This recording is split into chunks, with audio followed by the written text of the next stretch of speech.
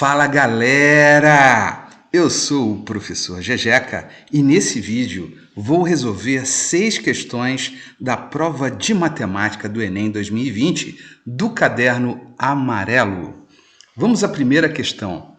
Questão 137 diz o seguinte: um jogo desenvolvido para uso no computador, objetos tridimensionais vão descendo do alto da tela até alcançarem o plano da base. O usuário pode mover ou girar cada objeto durante sua descida para depois posicioná-lo convenientemente no plano horizontal.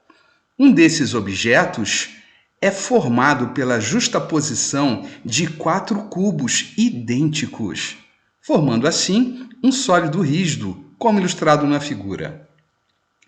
Para facilitar a movimentação do objeto pelo usuário, o programa projeta ortogonalmente esse sólido em 3 planos quadriculados perpendiculares entre si durante a sua descida. A figura que apresenta uma possível posição desse sólido com suas respectivas projeções ortogonais sobre os 3 planos citados durante sua descida é, na figurinha do item A, quando vem nesse sentido, ela vai projetar sombra dessa face aqui nessa parede vertical. Bom, está correspondendo, ok, formou-se ali um L, tá bacana. A outra projeção iluminaria essa face, essa e essa.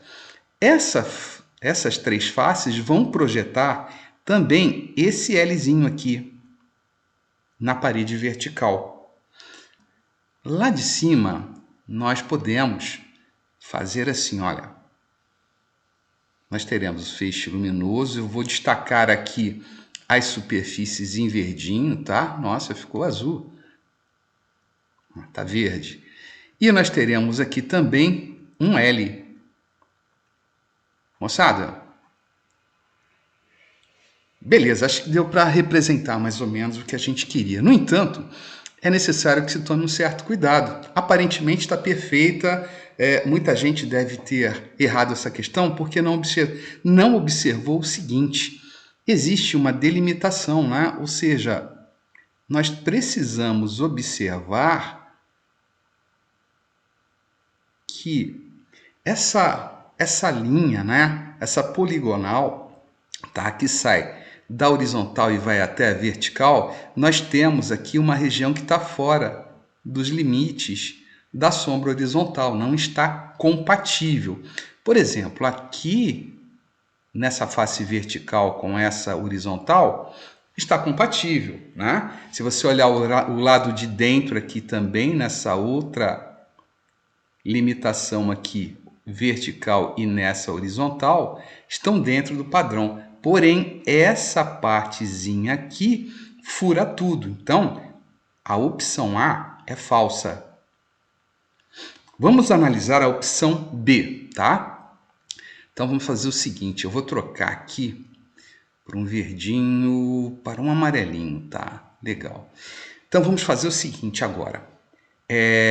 Eu vou projetar aqui de cima, na letra B, luz, e essa luz vai incidir sobre essas 3 faces. Então, aqui nós teremos a formação do L, tá perfeito, tá? Vou manter, né, agora a projeção nesse sentido aqui, olha. Vocês já sabem que eu estou colocando a incidência de luz nessa outra parte do bloquinho, nada do sólido. Então, vai projetar esse L aqui também na nossa parede vertical. Na outra parede vertical, nós teremos essa face correspondendo aqui. Tá beleza? Tranquilo, né? Muito bem. E teremos essa outra facezinha de cá, olha. Ah, perfeito, né? Então, nós vamos observar que também aqui nós não teremos a correspondência dentro dos limites. Olha lá, o mesmo problema do item A, tá? Ou seja, essa parte está fora de questão, né? Não está se enquadrando. Então, essa afirmativa aqui, essa figurinha, é falsa. Tranquilos? Vamos olhar agora para a opção C, tá? Na opção C, agora vocês já estão mais acostumados com a análise, né? Na opção C, nós vamos perceber agora uma condição aqui um pouco tosca. Aqui em cima, a sombra dessa parte aqui, né? Desses bloquinhos, está correspondendo. Mas, no entanto, nós temos aqui uma região vazia. E como que essa região vazia está fazendo sombra aqui? Quando, na verdade, a sombra deveria ser onde está esse X. Então, essa daqui é uma opção falsa também. Beleza? Vamos analisar agora a opção D. Olha, a D está furadíssima. Reparem que se você ilumina de cima, deixa eu fazer aqui amarelinho, tá? Para corresponder. Repare que se eu ilumino de cima, essa parte, né, que vai formar a sombra aqui embaixo, está coerente. Porém, essa daqui, eu vou botar um xizinho, ela não figura lá. Tá certo? Tá? Aqui vai fazer sombra. Tá legal? Então, tem um furo. Essa afirmativa D aqui também é falsa. Então, nos resta fazer aqui a afirmativa E, que seguramente é a correta. Já vou até assinalar aqui a letra E. Reparem só, como é que fica dentro dos limites a sombrinha. Olha, eita! É uma maldição, cara, fazer com canetinha, que essa mesinha digital é uma maravilha. No entanto, quando você não é firme, olha, complica fazer traçados retilíneos. Muito bem, resposta correta aí, letra E, tranquilo. Vamos fazer agora a questão seguinte. Um clube deseja produzir miniaturas em escala do troféu que ganhou no último campeonato. O troféu está representado na figura 1 e é composto por uma base em formato de um paralelepípedo reto retângulo de madeira, sobre a qual estão fixadas 3 hastes verticais que sustentam uma esfera de 30 centímetros de diâmetro, que fica centralizada sobre a base de madeira. O troféu tem 100 centímetros de altura, incluída a sua base.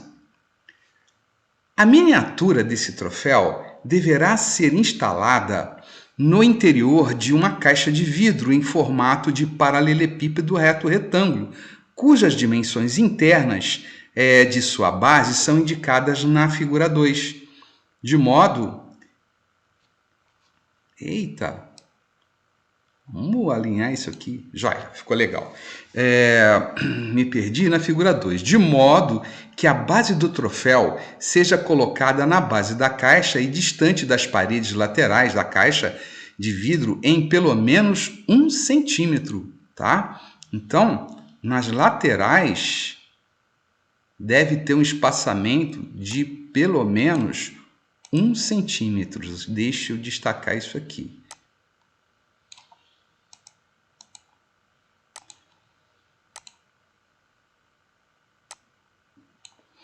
Não quer destacar. De vez em quando, né, você fala mal daqui da sua luzinha e ela vinga, né? Vamos lá. Opa, agora sim. Então, vamos lá. O troféu seja colocada na base, distante das paredes laterais. Então, vamos colocar distante 1 centímetro das paredes laterais. Tá bacana, legal. Deve ainda haver uma distância de exatos 2 centímetros entre o topo, né? Então, a gente vai precisar de uma distância de 2 centímetros entre o topo da esfera e a tampa da caixa de vidro. Nessas condições, deseja-se fazer a maior miniatura possível. A medida da altura em centímetros dessa caixa de vidro deverá ser igual a... Muito bem, pessoal, bora lá fazer alguns apontamentos, né, do texto. O que a gente pode tirar daqui? Olha, a gente pode tirar o seguinte, que do topo aqui do meu troféu, eita, aqui, isso, maravilha, até a base, nós temos exatos 100 centímetros. Beleza? 100 centímetros. Reparem que a base do troféu é quadrada, né? Tá certo? Aqui, olha, um paralelepípedo de base quadrada de lados 50 por 50, tá? Aí, nós vamos fazer uma miniatura desse troféu para caber aqui nessa caixa da figura 2. Essa caixa é um paralelepípedo reto retângulo feito de vidro, tá bom? Mas é necessário que haja, né? Veja bem, haja 1 centímetro de distância entre as paredes.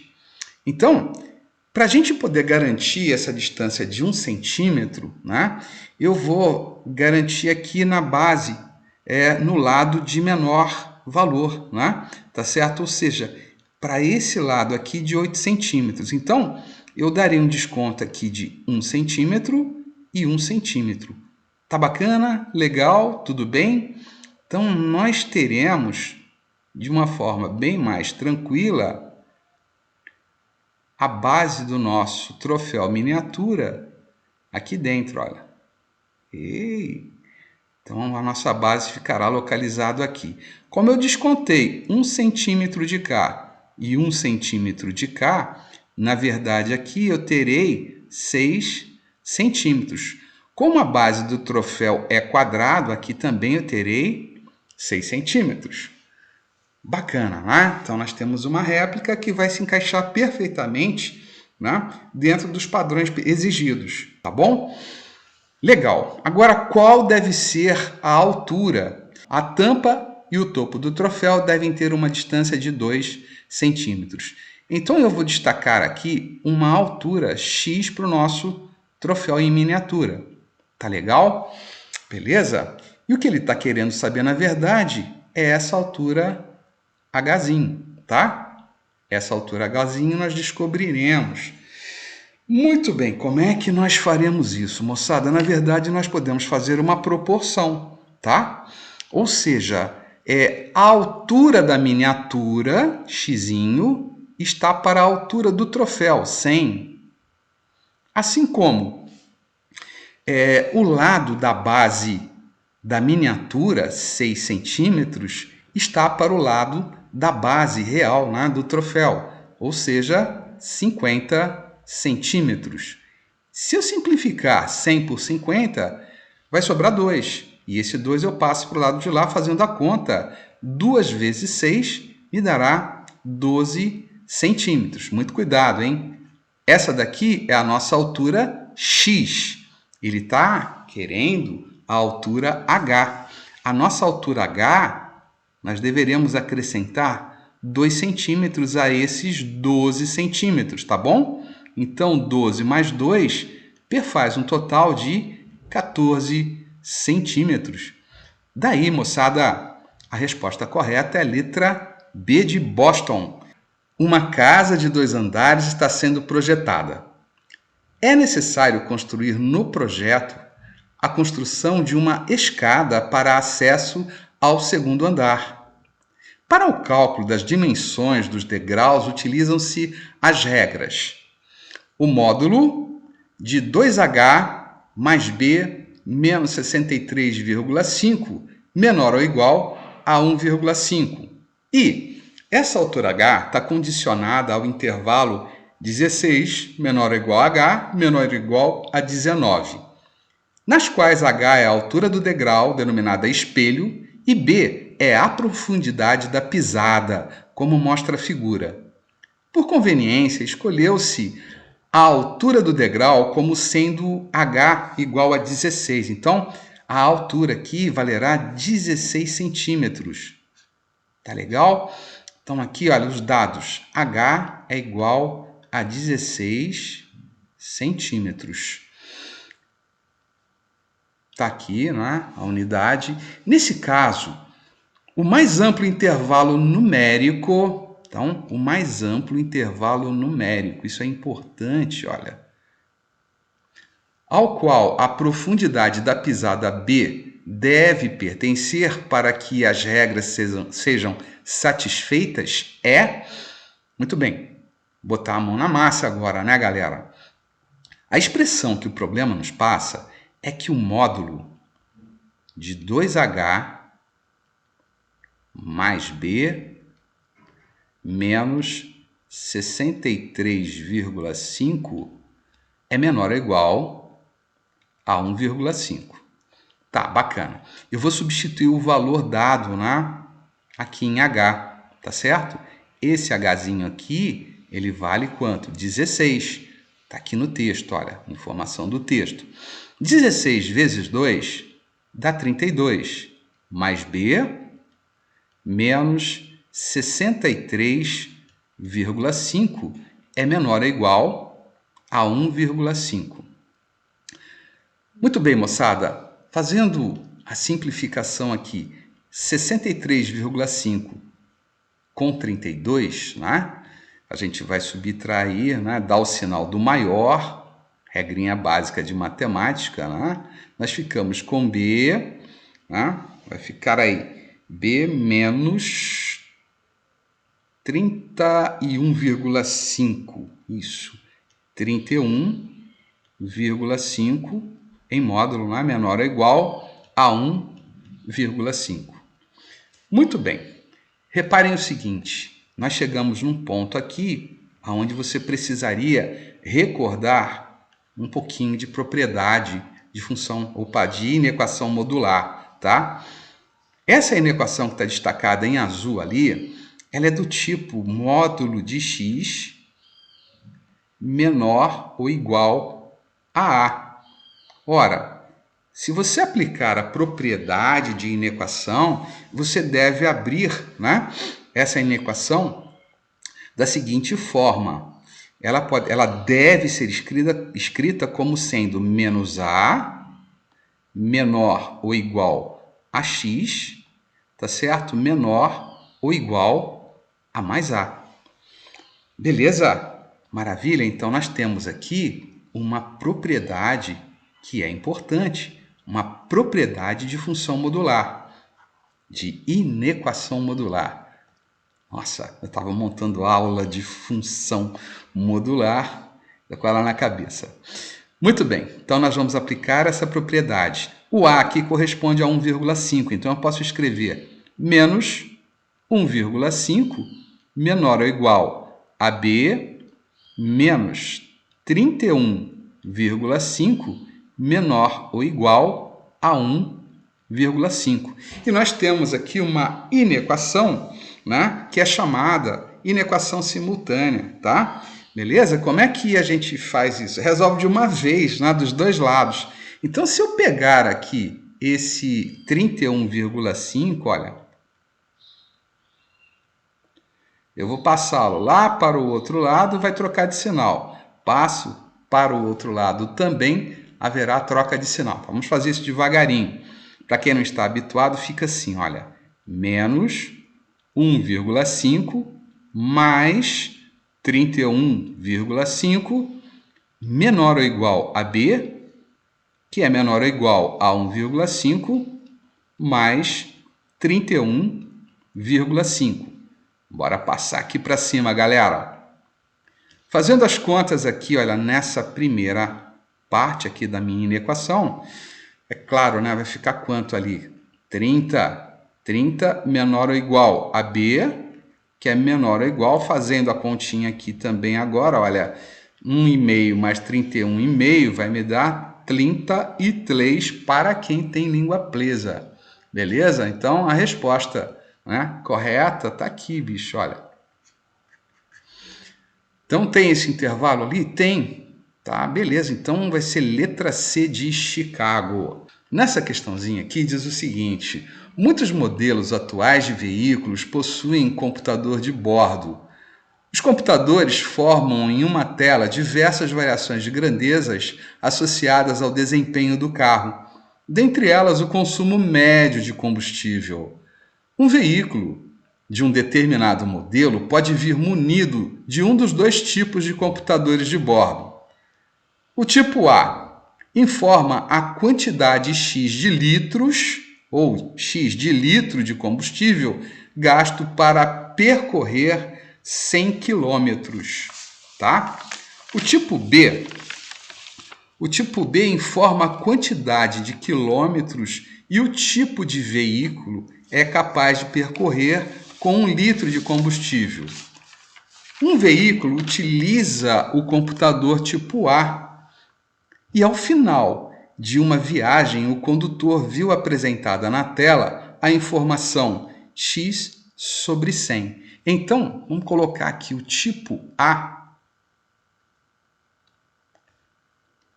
Tipo A, que é o computador de bordo, ele vai sinalizar X sobre 100. Mas ali no texto, né, ele informa que essa grandeza aqui é litro e aqui nós temos quilômetro. Beleza? Muito bem. Caso o veículo utilizasse o computador tipo B, o valor informado seria obtido pela operação. Então, vamos ver aqui o que nós devemos, né? Como é que fica a relação para o computador tipo B. Tá? Então, vamos dar uma olhadinha aqui novamente no texto. Tipo B informa a quantidade de quilômetros. Olha, se você observar aqui em cima, quilômetros é o 100. Então, informa a quantidade de quilômetros que o veículo é capaz de percorrer com 1 litro. Litro é X. Então, aqui era só inverter, tá? Coloca aqui X. Então, você vai ficar com quilômetro X. Quilômetro é K minúsculo. Eita, letra feia. Muito bem. E aqui, eu botei X. Aqui é litro. Maravilha, então aqui, litrão. Show de bola! Então essa é a resposta que vai corresponder também à letra C de Chicago. Questão 141. Amigo secreto é uma brincadeira tradicional nas festas de fim de ano. Um grupo de amigos se reúne e cada um deles sorteia o nome da pessoa que irá presentear. No dia da troca de presentes, uma pessoa presenteia seu amigo secreto. Em seguida, o presenteado revela seu amigo secreto e o presenteia. A brincadeira continua até que todos sejam presenteados, mesmo no caso em que o ciclo se fecha. 10 funcionários de uma empresa, entre eles um casal, participarão de um amigo secreto. A primeira pessoa a revelar será definida por sorteio.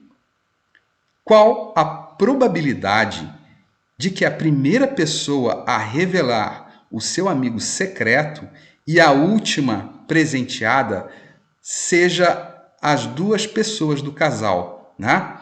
Nossa, então, seguinte, essa questão aqui foi anulada, tá certo? Essa questão foi anulada, mas a gente vai resolver de acordo com a proposta de solução que o Enem fez. Poderia acontecer uma quebra, tá? Aí no ciclo de entregas de presentes.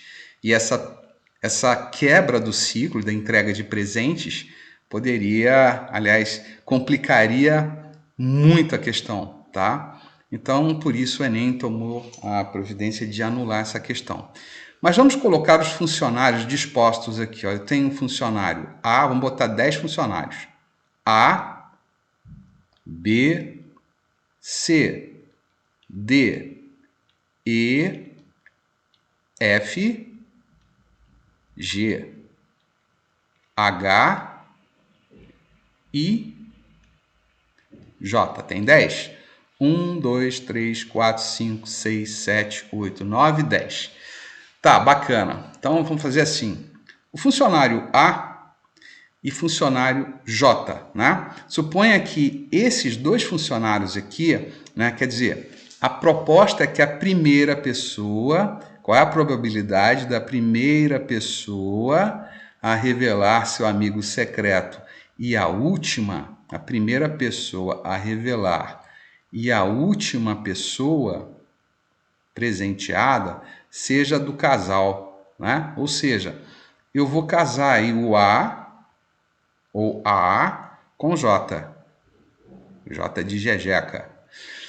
Muito bem. Então, essas duas pessoas, A e J, são casadas, tá? Então, vou colocar aqui casal A e J. Bacana? Então, o que vai acontecer? A pessoa A do casal vai entregar presente para o B. O B vai entregar o presente dele para o C. Saiu com a pessoa C, tá? Funcionário C entrega o presente dele para o D e assim sucessivamente, tá?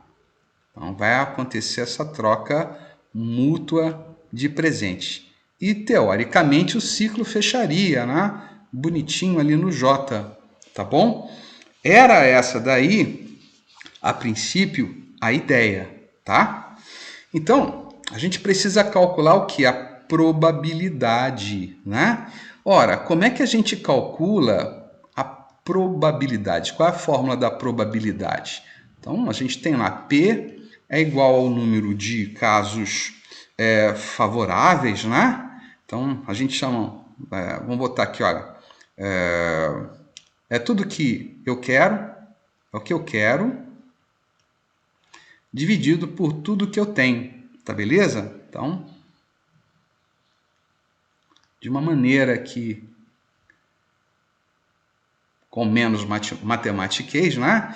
É tudo que eu quero dividido, é o que eu quero dividido por tudo que eu tenho. Beleza? Então, a fórmulazinha aí de probabilidade. Muito bem. Então, eu tenho 10 pessoas, né? Beleza? Então, eu posso, né? Vamos pensar no tudo. É sempre mais fácil encontrar o tudo. Eu posso trocar de lugar essas 10 pessoas, tá certo? Mudar a ordem.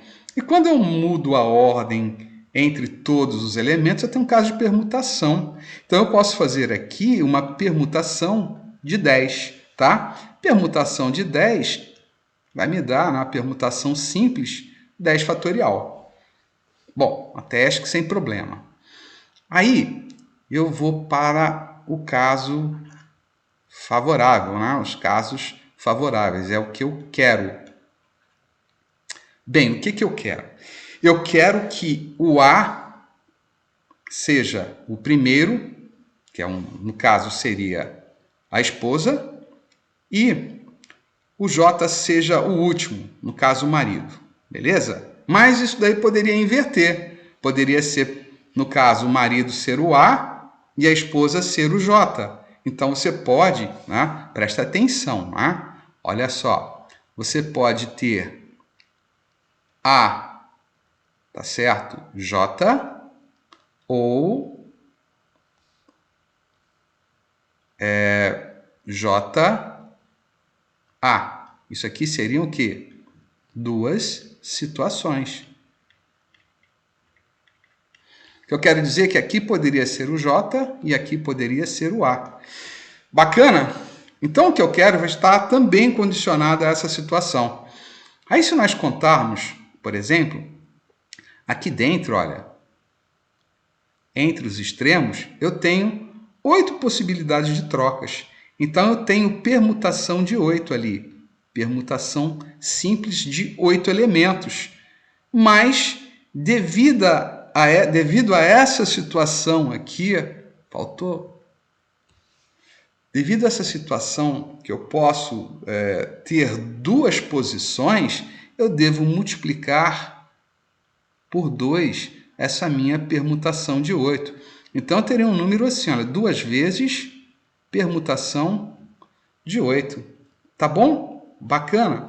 Então, vamos ao cálculo da probabilidade. Né? A probabilidade será o que eu quero, então, 2 vezes 8 fatorial, dividido por tudo que eu tenho, que são 10 fatorial, tá? Então, nós ficaremos aqui, olha, eu vou reescrever 2 vezes 8 fatorial, e eu tenho que pensar o seguinte, eu vou desenvolver esse 10 fatorial até chegar em 8 fatorial para poder simplificar. Então, ficaria assim, olha, 10 vezes 9 vezes 8 fatorial, tá? Muito bem. Se a gente tem 8 fatorial em cima e 8 fatorial embaixo, é claro que nós podemos simplificar. E o que sobra? Fica 2 sobre 9 vezes 10 costuma dar 90. Tá legal? E se eu simplificar 2 sobre 9, isso me dará 1 sobre 45. Tá certo? Beleza? E 45 corresponde à letra B de Boston. Maravilha! 1 sobre 45, tá? Com uma ressalva, galera. Supondo que não houvesse a tal da quebra, tá? No texto houve essa falha, por isso o Enem anulou a questão, tá? Se a gente levar em consideração uma quebra tipo o A oferece lá para o B, para o C, para o D. Chegou no D, o D saiu com o A. Aí o que acontece? O D vai lá e dá o presente para o A, tá certo? Aí você teria que começar uma outra possibilidade aqui, um outro ciclo com E, F, G até chegar no J, tá? Isso poderia acontecer de várias maneiras, né? O C poderia ter saído com A, ou o G saído com A. Então, existe uma sucessão de quebras de ciclo. E questão 142. 3 amigos, André, Bernardo e Carlos, moram em um condomínio fechado de uma cidade. O quadriculado representa a localização das ruas paralelas e perpendiculares, delimitando quadras de mesmo tamanho nesse condomínio, em que nos pontos A, B e C estão localizadas as casas de André, Bernardo e Carlos, respectivamente. André deseja deslocar-se da sua casa até a casa de Bernardo, sem passar pela casa de Carlos, seguindo ao longo das ruas do condomínio, fazendo sempre deslocamentos para a direita ou para cima, segundo o esquema da figura. O número de diferentes caminhos que André poderá utilizar para realizar o deslocamento nas condições propostas então, nós precisamos de descobrir aqui o número de diferentes caminhos, né? Ou seja, o André não pode passar aqui pela casa do Carlos, tá? Então, números de diferentes caminhos. Muito bem, moçada. Temos uma questãozinha aí, né? Meio bravinha de análise combinatória, tá? Então, nesse processo aqui, aliás, é uma questão que é muito comum nos livros, nas apostilas, né? Provavelmente vocês devem ter deparado aí nos seus estudos com questões assim do gênero. Isso aqui já caiu assim de outras maneiras em outros vestibulares. Então, eu vou fazer, por exemplo, aqui uma caminhada do André até a casa do Bernardo sem passar pela casa do Carlos, tá? Então, André pode seguir por esse caminho aqui, olha. Sai, passa uma quadrícula, 2, 3, 4. Aí ele vai subir. 1, 2, 3. Então, a gente pensa o seguinte. Para o André sair da casa dele, o André sai de casa e vai para a casa do Bernardo. Isso aqui é a primeira proposta, tá? Ele vai para a casa do Bernardo. Bem, então, nesse deslocamento, ele andou para a direita 1, 2, 3, 4 casinhas. Então, ele andou direita, direita, direita, direita. Depois ele foi para cima 3 casinhas. Cima, cima, cima. Beleza? Então, quantas casinhas ele andou? 1, 2, 3, 4, 5, 6, 7 casas, tá? Houve repetição? Houve repetição. Ele andou 4 vezes para a direita e andou 3 vezes para cima. Olha lá, D, D, D, D, C, C, C, tá? Então, nós temos aqui um caso de permutação com repetição, tá? Então, nós teremos aqui escrever aqui, olha, para quem não se recorda, a permutação com repetição, permutação de N elementos, né? Quando repete, sei lá, alfa vezes um elemento, beta vezes, e assim sucessivamente, ela é uma forma, tá? N fatorial dividida por alfa fatorial vezes beta fatorial e o que mais se repetir, tá beleza? Tudo bem? Maravilha. Então o D aqui para a direita repetiu quantas vezes? 4. E o C repetiu-se 3 vezes. E nós temos ali 7 elementos, né? Conta lá em cima DDD, D mais CCC, beleza? 7 elementos.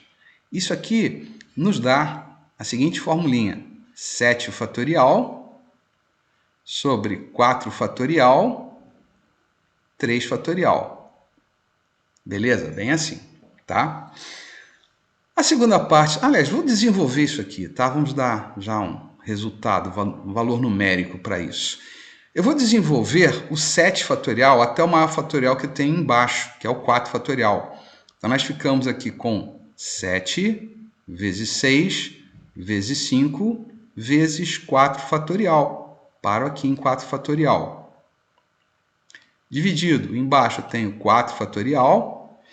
Eu vou manter esse 4 fatorial porque eu vou poder simplificar. Mas ele é vezes o 3 fatorial. Eu vou desenvolver o 3 fatorial, tá, moçada? Fica 3 vezes 2 vezes 1. Agora, galera, seguinte, não é? Bora simplificar esse negócio. 4 fatorial dividido por 4 fatorial dá 1. 3 vezes 2 vezes 1 é igual a 6. Então, dá para simplificar aqui com o 6 de cima. Ora, qual será o resultado da minha permutação? Permutação com repetição.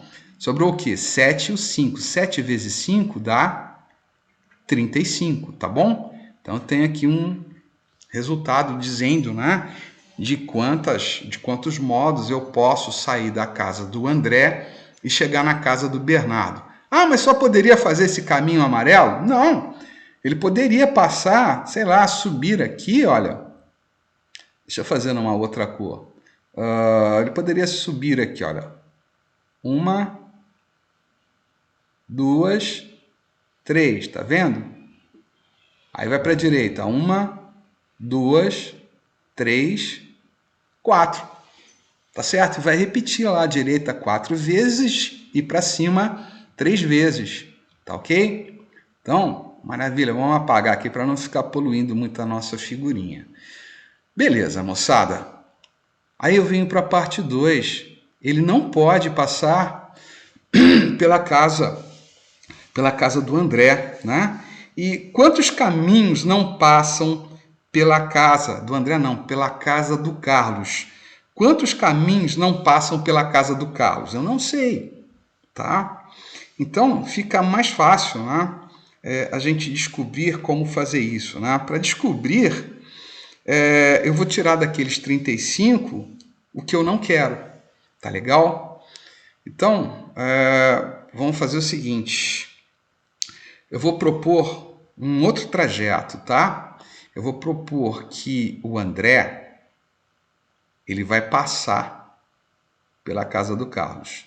De quantas maneiras ele pode passar pela casa do Carlos e seguir para a casa do Bernardo.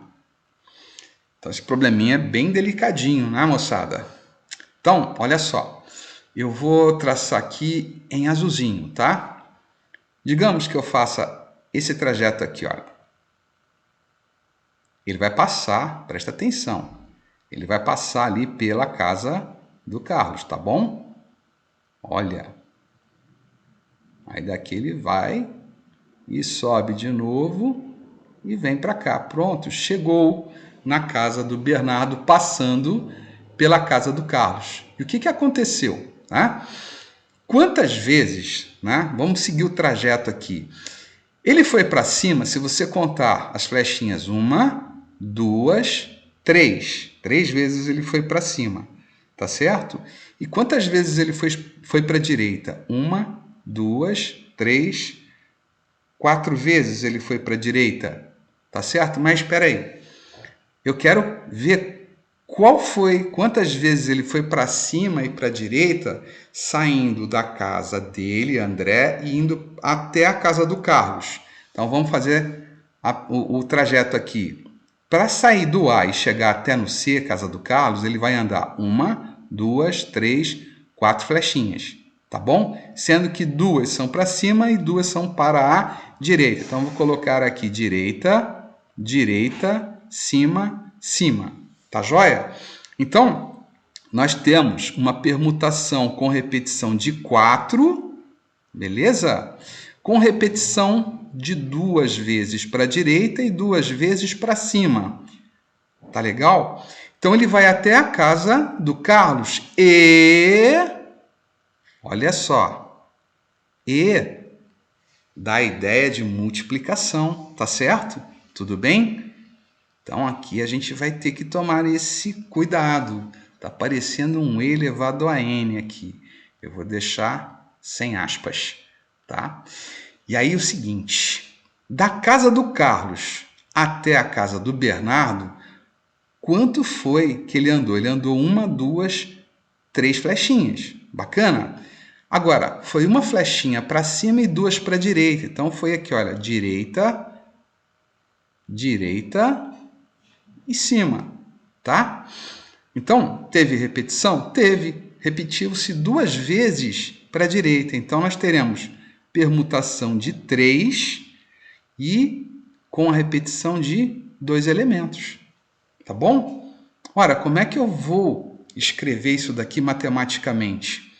Como é permutação com repetição, no primeiro aqui, olha, nós ficamos com 4 fatorial sobre 2 fatorial vezes 2 fatorial. E o E, atenção para esse E aqui, gente, é produto. Tá legal? Lembram dessa regrinha? O professor deve ter frisado bem para você, tá?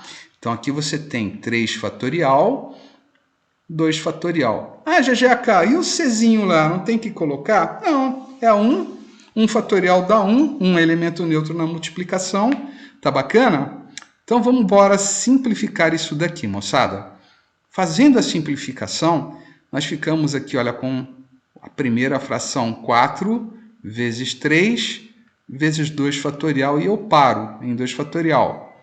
Vou desenvolver o primeiro aqui, olha, 2 vezes 1 vezes 2 fatorial, tá? Isso tudo vezes 3 vezes 2 fatorial sobre 2 fatorial.